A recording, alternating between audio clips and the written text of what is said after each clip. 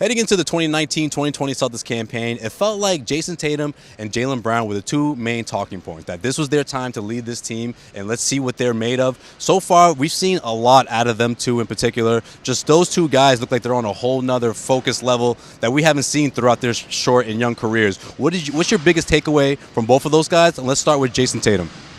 Jayson Tatum, I think, is a guy who, as much as he was well, I won't say how the initials pronounce because it's not a great word, but a friend of Kyrie, put it that way, last year. I don't know necessarily that it helped him having Kyrie Irving on the team. I think he was kind of unsure whether to defer to Kyrie. Oftentimes I think he wanted to impress Kyrie. I think he's playing a little bit more free this year. Now, he still fancies himself as a scorer. He still fancies himself as a guy who can shoot all over the court.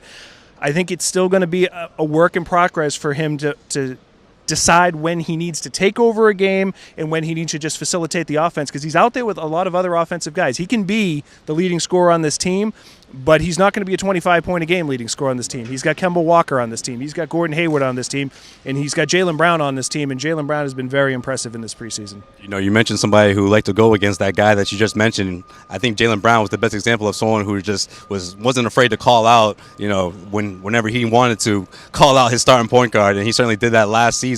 This year, I'm loving the way he's looking in transition, the way he's been, you know, weaving through defenders, attacking the rim. It seems like no one out there can stop him. Is this contract year Jaylen Brown in your mind, or is this just Jaylen Brown has reached a point of his career where he's ready to finally make that huge leap that we've sort of been alluding to for the last couple of years?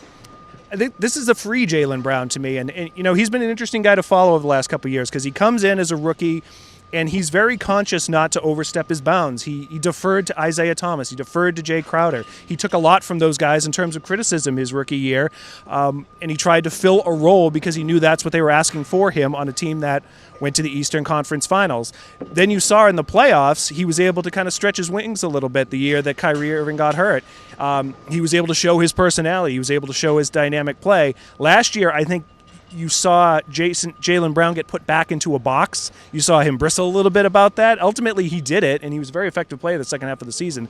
But he wasn't comfortable. This year, I think you can just see him, again, playing freer, playing like a guy who knows he can score in a couple of different ways. He can shoot. He's shown he can shoot better probably than a lot of people thought he was going to out of college. But the way he's taking the ball to the basket, the way he's using both hands, attacking the basket with both hands, not laying the ball up at the rim, but finishing through traffic at the rim. You know, he's always been a dunker, but a lot of times that was an open court dunker.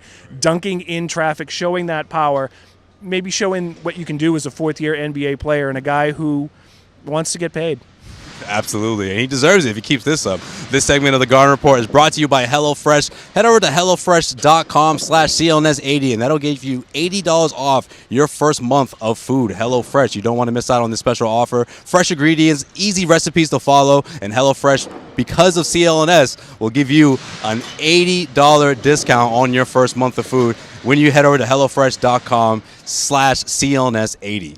Scott, a lot has been made about U.S. basketball, the USA team, and Jayson Tatum and those four Celtics that were on it. Of course, they didn't get as far as they wanted to, but how much has that translated to what they're doing now on the court? Do you think that they're taking all that they've learned from that experience and implementing it to this, and how much can they grow off of that experience? Well, I think the chemistry between them is obviously going to be stronger at the beginning of the season because they've been playing with each other for 2 months. What I think is going to be interesting to see is kind of how it manifests each over time. You know, do these guys wear down a little bit over the course of the year? You know, they played hard basketball. There were a lot of guys who didn't play USA basketball because they wanted to take time off. These guys were younger guys mostly, but they played hard basketball all the way throughout the spring, through the summer into September. I'm curious how they're going to be over the course of the season, but I think at the beginning of the season it's definitely going to help them having played more together more often than pretty much anybody in the NBA over the last couple of months. And those first few weeks of the regular season, they're not a cakewalk. You know, there's some good teams in there, right? Yeah, it's going to be a tough start for the Celtics, but I think they're in much better position this year heading into the season. And you got to remember where we were during the preseason last year. Like, it was about this point of the preseason where some of those warning signs really started to show up, and people kept reassuring, you know, players kept reassuring us that they would figure it out once the season started, but we know they never really did. Now through the preseason, we have 30 and 40-point victories, so it becomes a little bit easier to head into the season feeling good. Definitely, absolutely. Well, that's going to do it for us here at TD Garden. I am Josue Pavon. He is Scott Souza coming at you for CLNS Media.